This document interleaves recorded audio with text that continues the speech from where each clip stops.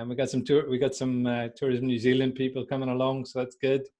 And yeah, we're kind of did this as a second day, really, just for the people in New Zealand. I think we're over the hour, so we'll probably get going and see as other people join in. Look at it's it's just a matter of really focusing in on the audience engagement side of things today. So that's really what this session's about. So thanks for coming along, and it's great to have you here. And I hope you're all safe and well. I will get started, and we'll see how we go. Just a recap, really, is the first bit of what we've been doing. So we've got 6 different elements to presentology, as we call it. And we spent the first week talking about virtual presenting and setting yourself up. I'm going to touch on a little bit on that today, because really we're talking about audience engagement, and I want to talk about better ways to engage people and how we can engage people. And we didn't talk about common mistakes. Now, yesterday we did a poll, and we'll do the same again today, but a lot of people wanted to focus on the common mistakes. What are the common issues and how do you combat them? So that seemed to be what people want to do next week. And we also, the third element there, we didn't focus on the storytelling, on where you find great stories, how you dress up numbers and make them more interesting, where you find your own passion in terms of what you want to talk about. And then, of course, storytelling and scripting out your presentation, maybe using some props, and we'll look at those. So that's another week which we can focus on. Past 2 weeks we've spent on number 4, which have been slides, which is predominantly what people are interested in. And I'm very willing to tag on another week, or we maybe focus on slides again if you've got specific needs around that. I'm very happy to do that. But we went through icons and infographics, and those videos are all recorded and up on the YouTube page, which I've been sending you links to, so you can have a look at those. There's actually a playlist of all of them now. And we got into timelines. We didn't really spend too much time on some of the new features, and there are some great new features and new stuff happening all the time. There's a new feature coming called PowerPoint Live, which allows you to present PowerPoint Live, and people can look back and look at your slides. They can also give you feedback. So that's coming. Then in the coming weeks, we're going to look at public speaking and what I'm doing now, voice, body language, getting over the fear, glossophobia, getting over the fear of presenting, called glossophobia. How you really lose that strong Northern Irish accent. If I was to speak in my Northern Irish accent, that's what it sounds like. It's very, very hard, and people don't really know what I'm talking about. It's very fast. So I have to slow down a little bit and speak a little bit more clearly. So a lot of that is kind of engaging also with the camera. That's all using your eyes and connecting with the audience. And leading on to the audience, that's really what we're focusing on this week, which is audience engagement. So how do we kind of look at some of the advanced features of Zoom, which seems to be the de facto standard, but also, people are using Teams and WebEx and BlueJeans and other formats. So what's the differences between them, and which is the best one, or which is the favorite, and why? But how do you create and use some of the techniques? So for example, this week I've just been playing with putting virtual backgrounds into Teams, that you can do that. You have to dig around in your computer and find out where the folder is. So it's not as simple as Zoom, but you can have virtual backgrounds in Teams, and we'll have a look at that as we go through. But also, we're going to look today at creating interactive content and how you make your content more interactive. So let's get into it, and it's great to have you along.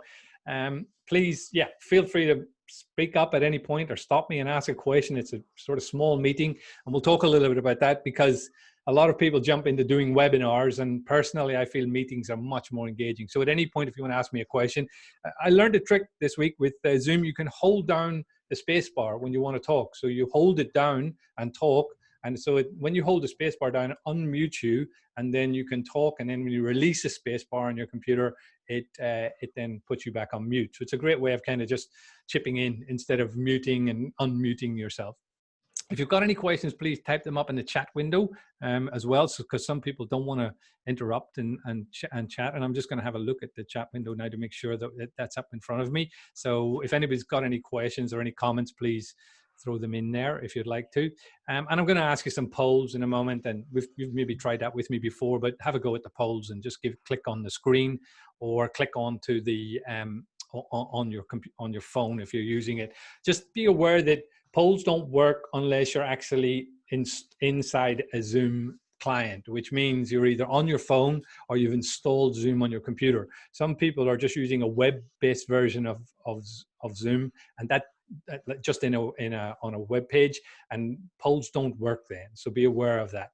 And please try to view me in side-by-side mode. That's my challenge for you. There's a little green area at the top up here, a green bar, and you'll see view options, and you're looking for side-by-side mode is the ideal way to view me. So I would like you to be seeing me as in these pictures. So my PowerPoint on the left here and me on the right. And you'll see that there's a little gray handle in this middle here that allows you to drag it left and right. You can have a play with that. You know, today we're going to really play around with Zoom. So feel free to have a play around with that. Try to switch on side-by-side mode. And also notice annotate there as well. We're going to use that today. We're going to look at annotations and how you can add to things and add on the slides. But so yeah, just play around with the Zoom and try and get presenter and slides next to each other. That's the ideal way to do that. And I have to get you to do that in a meeting. I can't force that. In a webinar, I can force it, but I don't get to connect with you, which we're going to be doing as we go through today. So those are just a couple of ideas. So we're going to do a quick poll. Let's just see how you're all doing and how you're feeling today. And there's a quick question for you there, just to get your gray matter working and get you thinking about things. So go ahead and start polling there. You can click on any of those. So how are you all feeling today? You know, there's a few of you along. So just if you start clicking on any of those, you'll start sending me in some feedback. So some people are middling and not that tuned in. Some people are full of life and raring to go. That's good. And you know, what percentage of your audience would like you to change the content depending on their needs? Well, you would think that would be 100%, wouldn't you? But actually the research around that is 80% is the right answer there. So 80% of audience members would like you to dynamically change your content. And how do you do that? That's a great idea, isn't it? I mean, like, ask people, what do you want to talk about in a Zoom call? And then, or even in person, if you were in a meeting, how do you make your content interactive so that you can move around and possibly cross-selling onto something else, or possibly explaining another area? So we'll look at different ways we did that. So and how we've done that. But I can see no one's. I end the polling and share the results with you. You can see that no one's really, no one really is ready for sleep. But I know some people are in Europe, so hopefully you're not, we're not keeping you up or got you up too early. But thank you for coming along if you did bother. And yeah, so the right answer there, 100% of you think that people should change their content, but actually the statistics are around 80%, and I'll share that with you as we go through today. Good. Thank you. So those are some, that's just another one of an example of running a poll in Zoom, and we can show you how to do that if you want, or we can even create a poll ourselves as we move through things. So you voted full of life. Well done, Helen. Good. I'm glad you're full of life. So really what we're looking at today, if you remember this, some of these statistics on the left-hand side talks about the whole kind of how people really aren't focused on their slides, and they tend to leave it and just use it as a verbal kind of reminder of what they've got to say, or they read through their slides. The middle point there, that you can grow your sales by doing this better. But on the right hand side is what we're going to focus on today. We're going to focus on how we can increase learning through interaction and also memory retention of the message. So it's really by creating those engagement levels is what we're focusing in on.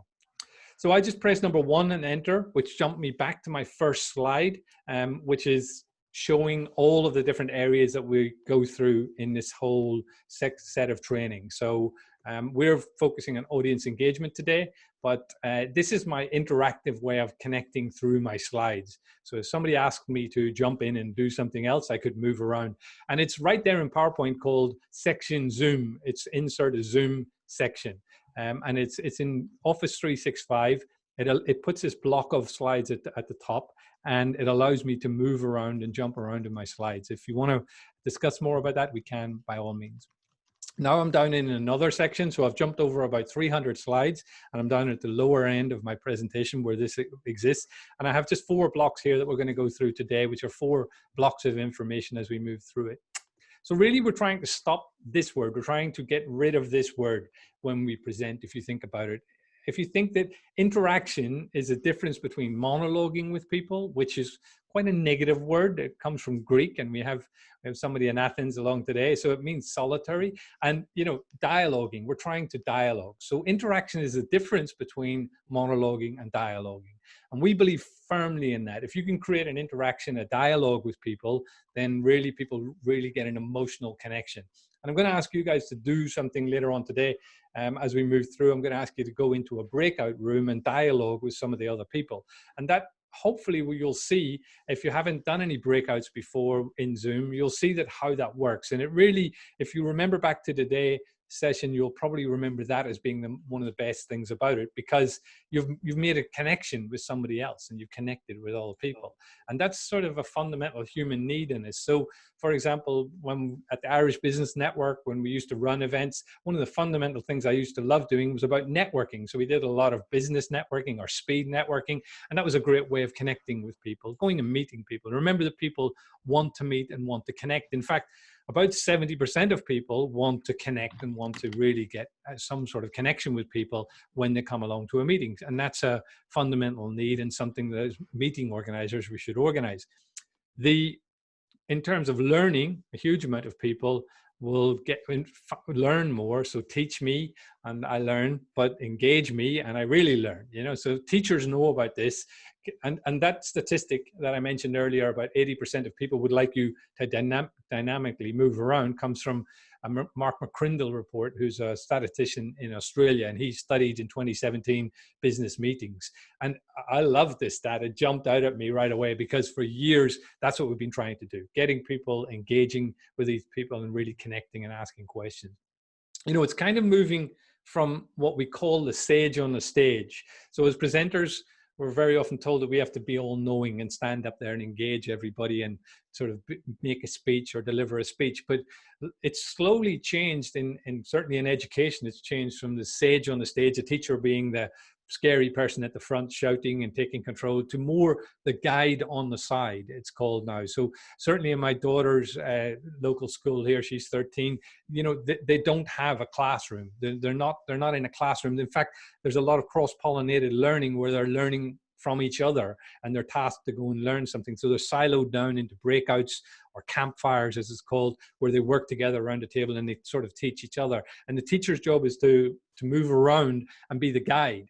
And that's that would be a great thing to do as presenters as well, wouldn't it? To guide the conversation. So to run almost like a campfire session. And there are different meeting formats that you can change. And this helps dramatically when people are meeting and getting connected. Now, where is it going, I believe, is the wisdom of the crowd. And what is the wisdom of the crowd? Well, it's a great book, first and foremost, if you want a bit of recommended reading, by James Surowiecki. It's called The Wisdom of Crowds. And it's a quick read. You'd get through it in a day, no problem. And it really highlights that the experience of a large group of people with a small amount of information is much greater than the expert. Now that generally puts experts down. We're not against experts. We just want to engage more people and get more people engaged and get their opinion. So if we can engage our audience, it's a much nicer way to present. Now, presenting online is obviously a challenge, and here's my setup. And I want to sort of just touch on how I'm doing this. We did cover this in virtual presenting, but just a quick couple of points to make about it. My setup is just a home office setup in front of a sheet. It's very, very simple. I've got a decent quality light, but there's a couple of different things to point out. Number one, I'm currently pushing out about 50 megabit per second, which is just an expression of how much data I have. And that's important, because if you don't have a good data connection, you're going to break down. People can't hear you. They can't really get connected. They're confused. The sound level's not good. So you really want to work on getting a cable from your laptop. And if you don't know how to do that, there's a little dongle you can buy. It's sort of $10 thing that basically converts your USB port over to a network cable, and you want to plug that cable into the back of your router. When you do that, when you plug into the back of your router, you get a much better, stronger signal. And that's one of the simplest things you can do. Dump the Wi-Fi, because you got TikTokers out there, or you got kids doing other things, or you got people crashing in and taking a Wi-Fi. And the Wi-Fi is flaky at best. So get onto a cable connection. It makes a huge difference, especially as a presenter.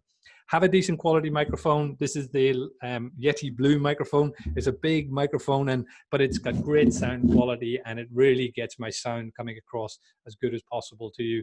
Get rid of the background noise, the dogs and the cats or anything going on if you're at home or in the office, air conditioning. Try to have a good quality sound level.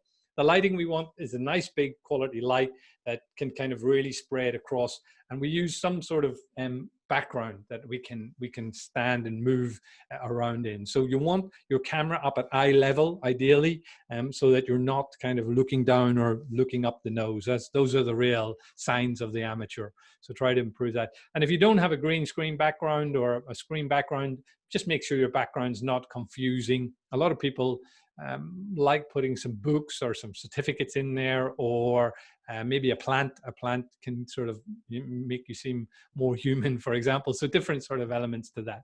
But the green screen background is one of the main things, and we'll have a look at that in a moment. Now, platforms, there are lots of different platforms to use. Skype, Messenger, FaceTime. But then once we come up onto the next level, we're up at kind of, WebEx, Global Meet, GoToMeeting, Webinar, Blue Jeans, and Skype's in there as well. But certainly Microsoft Teams and Hangouts are in there.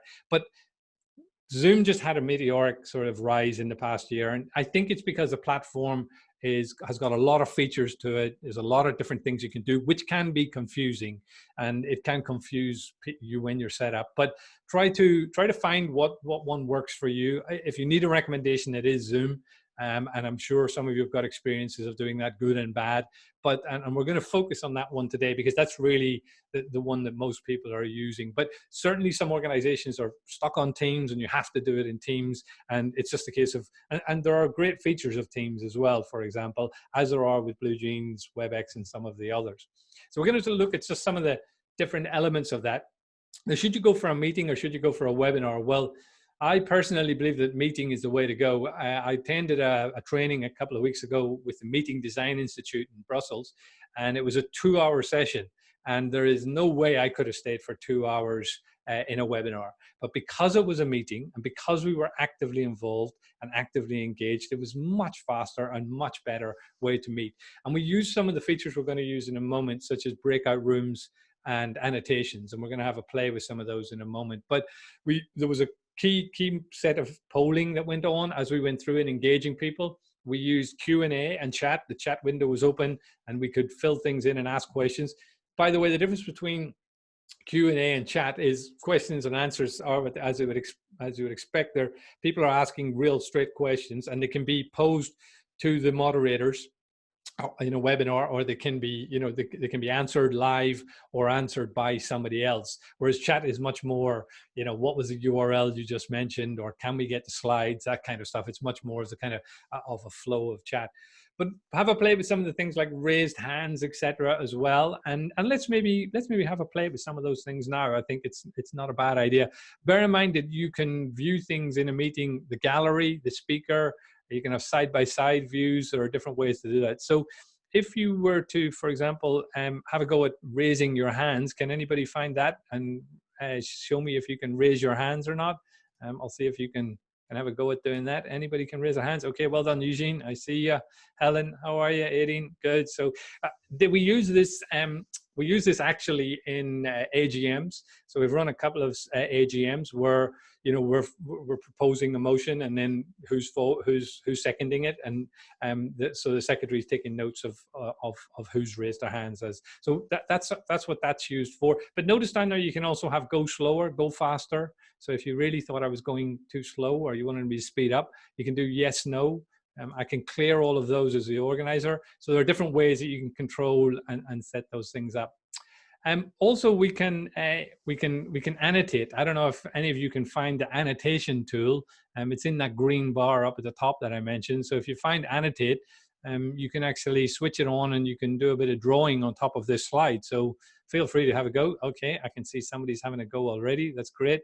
So people can actually draw on top of your slides. You can turn this off or on. You don't want people randomly sort of scribbling on top of your slide. But, if you wanted to highlight something, there are lots of little tools in there to allow people, the audience, to get engaged. So you could also switch on a whiteboard, and you could get people to interactively kind of create something or draw something or work on something. So, these are just some of the annotations. You can type on there, Aideen. I can see that you're sort of highlighting something around annotations. And that's, so that's engagement. You're engaging people by using some of those technology areas. So it's quite a good way of doing it. What's the other one we're going to work on? We're going to come on and do a bit of breakout rooms in a moment. But if you've got any questions, then just throw them into the chat. And I'm just going to have a quick look at the chat and make sure we're answering. I like that. That's the other thing I see people doing is answering the chat and the Q and the questions and answers as they go along. That's a much better way than leaving it all to the end. So if people have a question as you're moving through, then coming into the chat and saying, oh, see, there's a question here from Aideen about, how do I use annotations, and answering that as you go through, I found is much better than waiting for one big Q&A session at the end. So really by the end, you shouldn't have any questions because people have kind of answered them all. So if I just look at the annotations, so I can save the animations here. I can also turn on a spotlight, which is kind of for my mouse. It will control my mouse, and I can clear all the annotations. I can clear everything off the slide, and I can sort of add them, etc. So there are different ways that you can control that. So the next thing we're really going to play with is looking at breakouts. And to do that, I'm going to hop out and see you all. So I'm just going to close the annotations, and I'm just going to stop sharing. So the next thing we're going to have a quick look at, hi everyone, good to see all your faces. The next thing we're going to look at is how do we break out? Anybody been in a breakout with Zoom? Give us a wave. Yeah, a few of you have. There's a few no's I haven't. So what is the breakout? Well, I'd probably better if I just explain it in terms of how we actually put it forward. So a breakout is this is incidentally what we're going to talk about. So I want you to go away and have a conversation with other people, and I want you to talk about 3 ways to engage online audiences. So I want you to have a think about what are 3 ways that would be a good idea to engage people. Should we play a quiz? Could we have a game of some sort, or could we ask them to define a question? So just have, even if you come back with one, just have a think about a couple of different ways to do that. I'm going to give you actually time to do that. I'm going to give you 5 minutes to do it. And the breakout session is really a campfire session, we call it, or it's a bit like having a conversation. So you're having a breakout. So somebody lead the conversation and report back when you come back. If there's only 2 of you in there, then just have a chat. Make sure your mics are unmuted before you get in there. Some people have a challenge getting their mics unmuted. And don't be afraid to kind of work on the ideas. The ideas can be as wild as there's nothing stupid in terms of it. And defer judgment if people are kind of coming up with different ideas, and try and stay on the topic. So let's just have a look at how we do that. So what I'm about to do now is I'm about to stop sharing, and I'm going to go to the breakout room section and turn that on. And I'm going to, we've got 11 of us. So how many rooms will we have? We'll have, let's just have 3 rooms, yeah? And we'll have 3 or 4 participants per room. So don't put 1 person in each room. That's not really fair, is it? So try to, kind of allow there's enough people in each room. What will happen now, when I say create rooms, it will automatically put you, and it will close this. It looks like it's closing, but it'll put you into another call with just the few people. Yeah, and you'll be able to introduce yourself. I'll hop in and say hello to you. You've got about 5 minutes to have a conversation. Just introduce yourself and have a chat with the other people. Shall we all just unmute ourselves to start off with? So I can unmute all if you want, or you guys can do it if you want. So it's probably a better idea if I unmute everyone.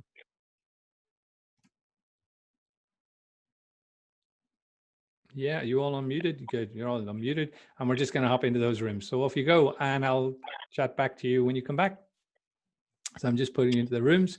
I'll give you a good 5 minutes. There'll be a 60-second timer when it's all over. You'll get a timer, and I'll open the rooms now.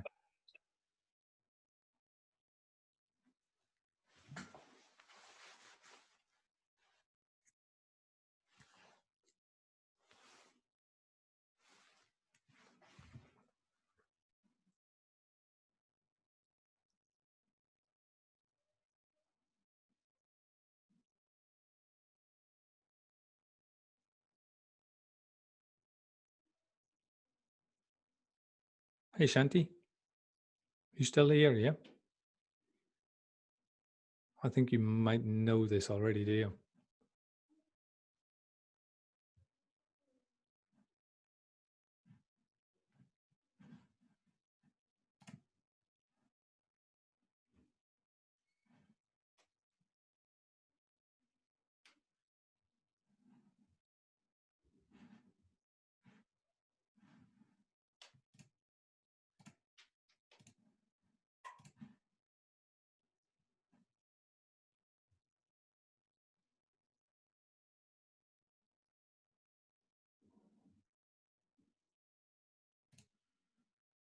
Depending on Hi, guys. where your participants are based. Hey, sorry to drop in. is that they actually, so the organizer has actually sent something to the individuals' homes. So obviously, for example, if it was, you know, you were all located in the same city, or if it was postal, like if there was enough time to post something, they were sent something that was kind of related back to whatever kind of the meeting was about, or whatever the kind of presentation was about. And I kind of quite liked that idea because it kind of created that engagement right from the start as well. Cool. That could be a bit hard if it was a big, really big group though. Yeah, absolutely. I think most of the ones that I've seen is, well, besides the poll, is just mainly asking, just, you know, interactive, asking questions as we go along, instead of waiting towards the end and then people could just kind of either raise their hands or a wave or a thumbs up as they go. So more, those, more interactive questions as you go through. Yeah, I think is a good idea. Yeah, people tend to do it just at the start or just at the end, or you know, I find that organizers of meetings don't really work hard on the questions. In fact, it's really tough to write a good question, you know. So I think that if you've thought about the questions, people really appreciate it, you know, as you're moving through a session. So yeah. Sometimes I feel they miss your question as well. Like I've seen in webinars, people would type in the questions in the Q&A, but then it doesn't get answered yet, so they have to retype it so that it shows up again. Yeah. It's important to have somebody monitoring the questions, and you know, sometimes we would have a co-host depending on how many people are in, because it's hard to present because you're almost like a technical person and you're also, you know, presenting, and it's really a hard thing to do. So yeah, having somebody helping you with that is really important. I agree. Cool. I will hop back out again if you don't mind, and I will come back in when I'll chat to you when you're back in the other room. See ya. Yeah. Hey, how are you? Hi. I couldn't get into the breakout room. Oh, you couldn't get in? No. No, it just something. I don't know what happened, but I had to join the. Can I put chat again? Do you want to go into Helen? Do you want to go in with Helen Banbury? Because Sure. yeah, I'll just. Is she on her own? Yeah, well, she's not on her own, but I will. I'll put you in breakout room 2. See ya.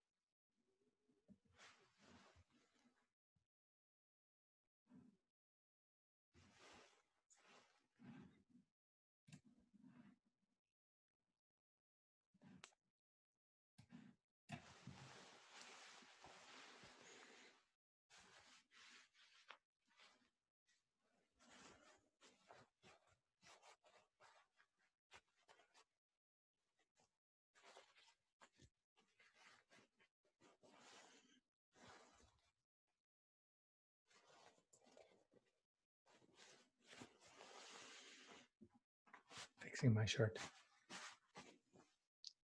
Who is that? Hello, welcome back. Breakout. How are you? Welcome back in. Good.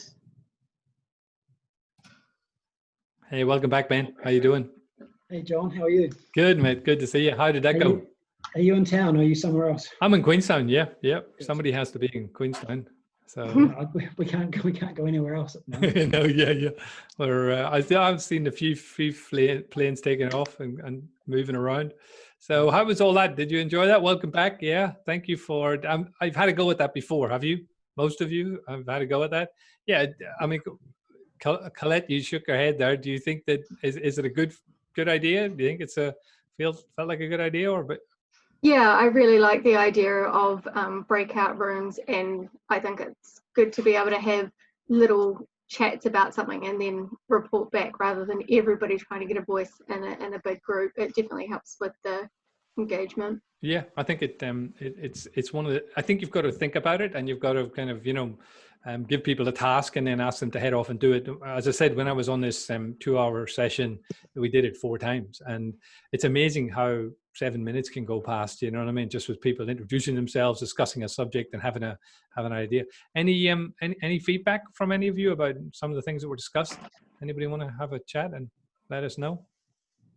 This isn't really around what was discussed, but one of the things I've noticed on some of the breakout rooms I've been on is you do need to give them a task, but sometimes people give them too much questions, too many questions or too much of a task, and because you don't have a slide to refer to in the breakout room, people can forget really fast what they're meant to be doing.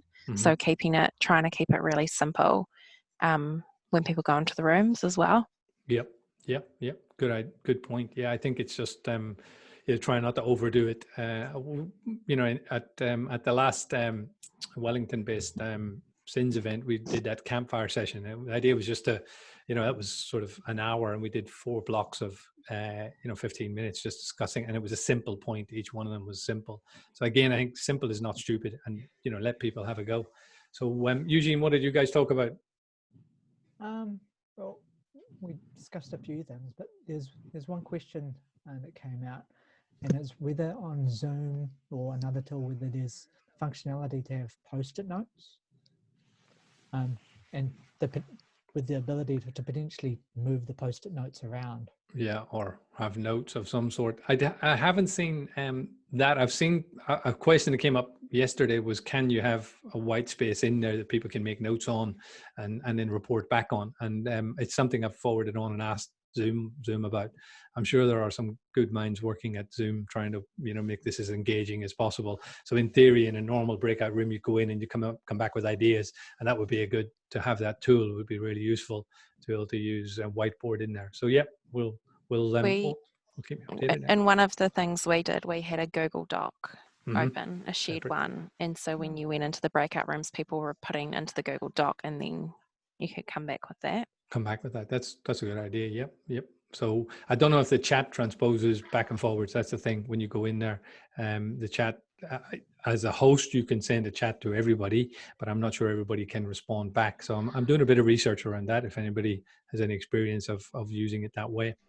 So yeah, so good. So thank you for giving that a go. And it's a sort of obvious feature to use. You need a pro account to do it, and you can.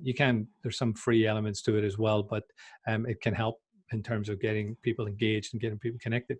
So thank you for giving that a go. Just while we're on it, I see some of you with virtual backgrounds there, and I wanted to touch briefly on that as well. Helen, you've got a lovely background. Are you in front of a green screen, or did you guys make that yourselves, or? No, this is compliments from our brand team. They probably made about 15 variations of New Zealand country scenes. Yep. So that's great, So how do you do that? Yeah, and how am I doing it? Well, it's simply done with the virtual background. You can choose different virtual backgrounds, and you can change those around. So if I was in sheep and beef, maybe this would be a good background, So there are pictures that you can activate at any point, and you can do that from down in the video tool, stop video. There's a little up arrow there, and you can change your virtual background. There are some standard ones that are in there that you can use. Now, one of the things that people aren't aware of is you can actually put videos in there as well. So if I was, particularly pushing Queenstown and wanted to talk, so you can actually, and if you've got a well lit and a green screen, then the videos look great behind you. They really, and so you're kind of almost weatherman style presenting at that point. And you can create those videos, not just, videos that you have from YouTube, and note that there is just video and no sound, but you can also create your own videos. So PowerPoint, you can save PowerPoint out as a video. That's just in PowerPoint. You can file save as video, and then bring that video into Zoom as a background. So, you need to bear in mind where your background is, and you need to, be able to load it in. And you also need to bear in mind, what in terms of the content is going to look like. By the way, I've just switched on Spotlight, which is spotlighting my video to make it a little bit bigger. And that's something you can do as an organizer as well. So these are all PowerPoint slides that I've created that I've just saved out as a video. So, I think it would be a really nice way to present to people, in terms of if you were presenting video or some sort of content that you wanted to get across. Let me just reiterate that there is no sound here. You are the sound. There's no background music or no sound or anything you can hear, but you can use PowerPoint to create those backgrounds. And that's one way we think. You just need to bear in mind, when you're building your slides, that you're going to be in front of it. So you need to allow some space to be in front of it and to present it. How do you think? How does it look at your end? Does it look okay? Yeah, thumbs up. Cool. So it's and by the way, that's something else you can do there, which is reactions. So you can give a thumbs up if you like something, or an applause. Those are in reactions down the bottom. So yeah, using that as a background. Now there is another couple of levels that you can play with to create more engaging backgrounds. And the other one we played with is Prezi Video. So PREZI/video. Is a free download. If you need to unwatermark it, you have to pay, but that allows you to have yourself and then your slides coming up alongside you, and you can control whether they go full screen or not. And again, so the slides are right next to you, and that can look really good as well. So some people are using that. But yeah, don't be afraid to have a play around with those in terms of getting your message across. Is really good. And Aidan's just given us a note there. It says, have a look at Pinup, pinup.com, which allows you to create post-it notes, and you receive a personal link from the organizer, and then you can use this in a Zoom call as post-it notes. So that was answering the earlier question. So that's a virtual background side of things, which I kind of really recommend as well in terms of making your slides look good. So coming on to content and how we can make our content look a little bit more interactive, and how we do that, I wanted to show you just 3 examples of slides that we've created over the years that are completely interactive. So this is Camp Glenorchy down in Glenorchy, and they have 5 or 6 slides which go before this one, and then this is their portal slide. So think about almost like a web page in a slide. So when we click on any of these areas, the slide will jump to that area. So they typically will talk about something and then come to a slide like this where they will then click on it and then take people off to that particular area if people are interested in health and happiness. And if you're using it on a touchscreen, on a Microsoft Surface or an iPad, it works beautifully, and it's a lovely way to present. Similarly with Skyline Luge, their portal was based around where they are in the world, so we can click on the map and jump into Tongyong to see what's going on in South Korea or Singapore or over to Mount Tremblant, and then there's separate slides for each one of those. So that's in PowerPoint, just allowing an object to hyperlink to another slide. Similarly here for the helicopter line, we have a wheel on the left-hand side, a semi donut on the left, and if we click on a particular area, it moves over to that area and jumps around. So you can actually move in and you can have that conversation with a client or even online, and you can move around. So that's kind of making interactive content, but what about actually changing the structure of meetings? Well, we've tried to come up with a whole range of them, and over the years, we've kind of identified, these 12 as ways that you could create a more engaging meeting. So, I've been off with GlaxoSmithKline to Kathmandu for a talent show with the whole organization, 3 planes chartered back in the good old days when we did that sort of thing. And we all flew into Kathmandu and ran a whole talent show for the company. Talent show was a fundamental part of it. And there was some absolute genius people came out of the woodwork and were brilliant at drumming or different things. So that was part of their annual meeting. But Pecha Kucha is something I'll touch on in a moment as well. But I've also seen people act out a scene. So for example, I've seen a sales manager and the CEO sitting on a stage pretending that it was New Year's Eve the following year. And they were talking about what a great year they'd had. But it was January, and they were expressing to the company about how they wanted to move the thing forward. I've seen, a doctor at a medical conference act out a scene with one of his patients, and these are much more engaging ways of connecting with people. We've played a little bit with Campfire. You just did a little campfire where you broke out and went and had a conversation with each other, and that's a really interesting way to do that. PowerPoint karaoke is a fun game where people kind of random slides appear, and I really want somebody to come up with confession chair, which is essentially Graham Norton's big red chair for presenters, where the audience choose when the presenter gets flipped out of the chair. I really want somebody to do that. I'm waiting for the right client, and that's such a good idea. Debate is a great format for, who's to say you couldn't have a great debate or a great quiz? Obviously, a game show and quizzes. And here's a couple of examples. I'll just put this one here and leave it, because no agenda, no subject matter is off bounds. If you're trying to get a message across, then gamifying it is one of the simplest things you can do. So here we had sort of a 4-grade scheme. It was based around football for a conference in and around the Middle East. Here we are at the Arabian travel market. And what's going on here is we've got 4 presenters presenting, and each one of them are being scored by the audience as to whether or not they're doing the best job at presenting. And the format is Pecha Kucha, which is 20 slides with 20 seconds per slide, which is quite a difficult meeting format or presentation format for the presenters, because it amounts to about 6 minutes each presentation. So the audience are scoring them. And then, what's also happening is that one of the presentations, if you have a look closely, is Kenya are presenting, but also the Maldives are presenting. And the Maldives have given away a weekend stay. So it's a highly sought after prize. So the audience have to be listening to the presenters, each one of the presenters, because there are 3 questions that come at the end of each one of those presentations that people have to vote on. And one of the audience members is going to win that prize, that key prize, but then there are some other giveaways as well. So gamification, 2-way gamification, is a lovely way to create engagement with audience members. And no idea is too stupid in terms of coming up with different meeting formats and changing it. Just going back to some of the technology tools and a quick think about some of the tools. We had 3,000 of these things and we used to engage people, but now that's moved over to people's phones. So, but the theory is still there. Let's engage the audience and ask them questions. You may remember something like Catchbox, a throwable microphone. Again, we're not going to be throwing this around for a while at meetings, but it's a case of, how can we get people more engaged using technology and connecting with people?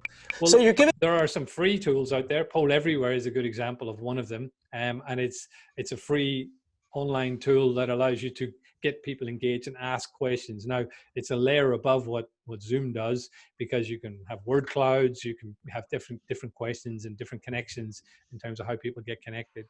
Slido, maybe some of you have played with that over the years. Slido is an app, again, an app that sits outside the actual meeting and really levels on the kind of Q&A, etc. One of the killer features of this, and it's been added into some others, is to be able to upvote. So if a question is really kind of important, then the audience can choose which of the questions that are appearing are more important than others.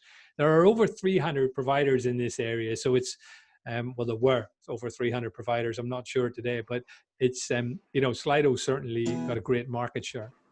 Then creating apps for an event is a great idea. So if you're going to create an app to give away to people, and we have an app that we're using today, I'll show you an example of that later on. But essentially, trying to create apps and trying to get people engaged is one of the quickest ways.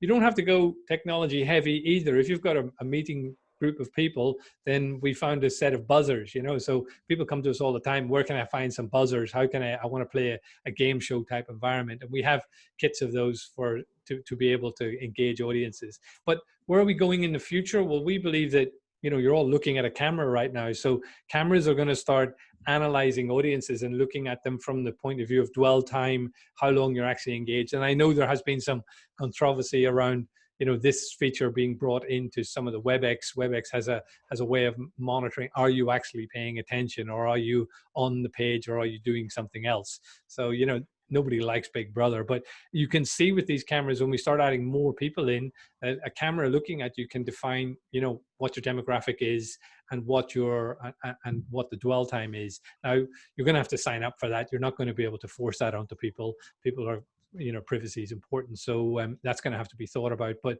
we can see that potentially the analytics on looking at how engaged people are is something that people might be interested in as we move forward. So in summary, really, we talked about monologuing and dialoguing, really trying to create an interaction with the audience and try and do something different is really important. And, in terms of setting up your meeting, try and architect a meeting that's really engaging. And I've seen people wrestle with making things too complicated, but simple in this situation is really the best way to go. Keep it really simple and watch out for the traps around technology. Trying to engage everyone without embarrassing anyone in particular is really the sort of key thing. If you want to learn more about this stuff, please visit the Event Manager blog.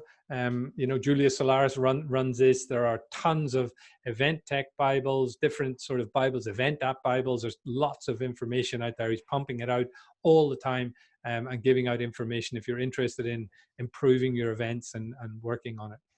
So yeah, that's really, it for today. I was really kind of focusing in on the different elements. Don't be afraid to disrupt and change the norm that we see. We see a lot of people focusing in on, kind of this on-screen text and just reading slides, but we're all about trying to make that content more engaging and improving the interactivity. So in my last sort of 16 seconds before we go into Q&A, I want to say that you don't really get a newspaper, you get news. You don't really get glasses, you get vision. You don't really get a mattress, you get sleep, and you don't really get a lamp, you get light. Well, if you use presentology, you're not really getting a presentation, you're getting applause. Thank you very much. So that's really kind of the sort of sixth element, and we touched on a few different areas there.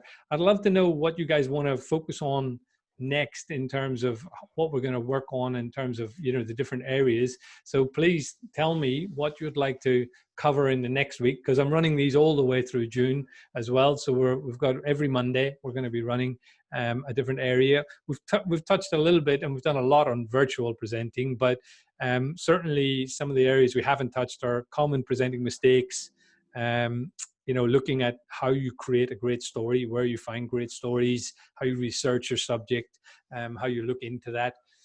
But also, kind of maybe there's something else you'd like to focus on, which you're very welcome to tell me about.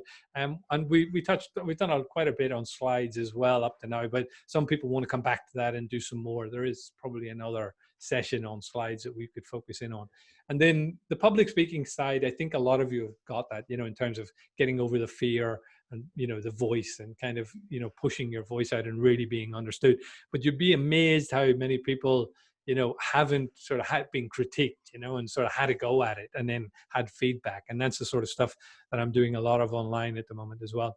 So looking at we've had about 6 of you give us some answers there. So if we look at just where people are mostly focused on, most people are keen to talk about the mistakes and creating stories. So those will probably be the next 2 weeks that we'll focus in. We'll come in and look at the typical mistakes that people make, but we will throw in a sort of bonus slides as we move through as well.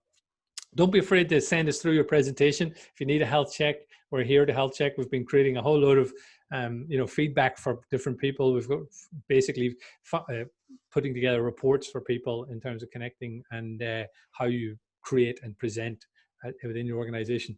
All of the slides and a lot of the content is available here at aalive.mobi, which is our little companion app, and you're welcome to give us some feedback on the flashing cursor there and update us on anything that you think we can do better. Any questions from any of you right now? That's my QR code if you wanted to get my details, but if I've got anybody who wants to throw out some questions, then feel free to shout out now. Is a good time. Any thoughts on it? On what we can Any other elements, yeah, that you want to focus in on? It's Q&A time. I don't see that many questions in chat. How do I create interactive slides from Helen? Well, Helen, there are various ways of doing it. On any slide object, on a slide can link to another object. So when you open up a PowerPoint slide, you can tell it to link to another presentation if you want to. So you can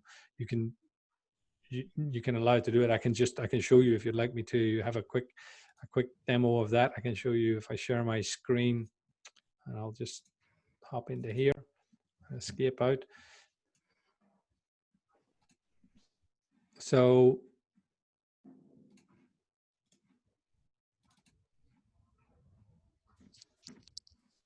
let me find an interactive element, something. So for example, this is a really simple slide here. This is just a magic trick, yeah, which it's a slide that's down here. Magic trick is down here at 403.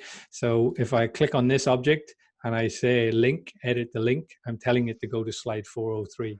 So once I go into the presentation and click on magic link, it jumps to that slide. It is literally as simple as that. So any element on a slide can be interactive, can move to another slide. So you put shapes onto your slide and then make them interactive.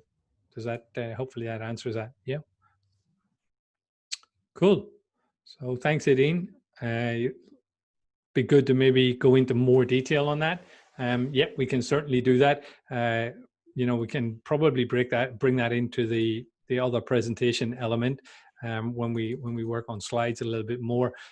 Just to show you briefly how that works, in the slide sorter view, you can collapse all of the slide sorter view, and here is the complete flow of all of my slides that I'm working through today. And you can see that, you know, each one has got a section to it, and you add these sections by right-clicking and say add section or move a section. You can move them around. Once you've put all those sections and sectioned up all your slides, in PowerPoint you insert a summary section, which, you know, it's called zoom, frustratingly. So it's under the insert and zoom, and you can put in a summary zoom or a section zoom, and it will allow you to zoom around, to hop around in your slides. So hopefully that makes sense to you. But we could do that in a slower format and make it show people how we actually do that. Cool. All right, team, if there's anything else, shout out or type it in there. But yeah, very looking forward to next week, where we'll look at some of the common mistakes that people are making and how to combat them as we go through it.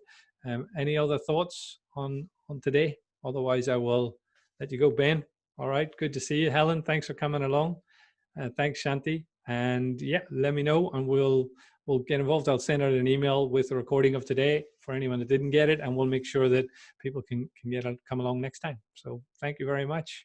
Have a good rest of the week, and chat to you maybe next week. We'll look at some of the mistakes and should have a bit of a fun. It started off being an actual bit of a comedy show, that was, so you know how to make really bad PowerPoint. So we'll see if we can focus in on it. All right, have a good week.